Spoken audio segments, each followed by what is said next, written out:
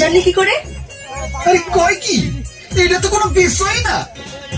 দিলের একটা টান আছে না, আরে ভালোবাসার একটা পাওয়ার আছে না।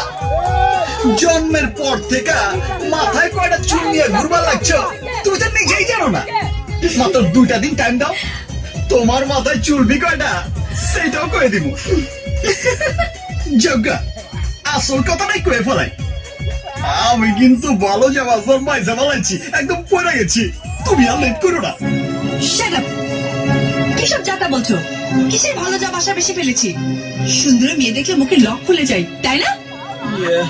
একবার দেখলেই মজদু হয়ে যায়, ইডিয়েট। এইটা তুমি কি কো জানামান? এতটা বছর ধরে এই দিলের মাঝে একটু একটু করে ভালোবাসার কথা শুধু লিখেই গেছি, কাউরে সেন্ড করি নাই। তোমার দেখার পর অটো সেন্ড হাউস শুরু হয়ে গেছে, বিশ্বাস হয় না? তোমার দিলের মেসেজ অপশনের ইনবক্সে ক্লিক করে দেখো, দেখবা শুধু নয়নের নাম।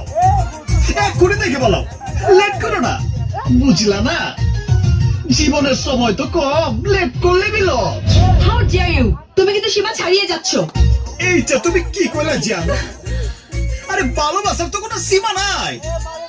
ভালোবাসার সুতা ছাড়তে ছাড়তে চাঁদ দেখে চলে যাইবা, মাগার শেষ হইব না। এইবার বুঝালো ভালোবাসার সীমা কত দূর হইবার পারে। ও, তুমি তাহলে আমারে সীমাহীন ভালোবেসে ফেলাইছো। আবার জিগায়, তোমারে প্রথম দেখে আমি যেই পোলায় ভালো না বাঁচবো, ওই হালায় তো বিনা বিচারে সিধা দোজকে যাইব। জাগা, তোমার কথাবার্তা শুনে যে মন হইবার লাগছে আমি ছাড়া তোমারে কেউ ভালোবাসে নাই। কে ভালোই হয়েছে, না হইলে আমার তো মায়ের মুর খায়া জানবি চাইতো।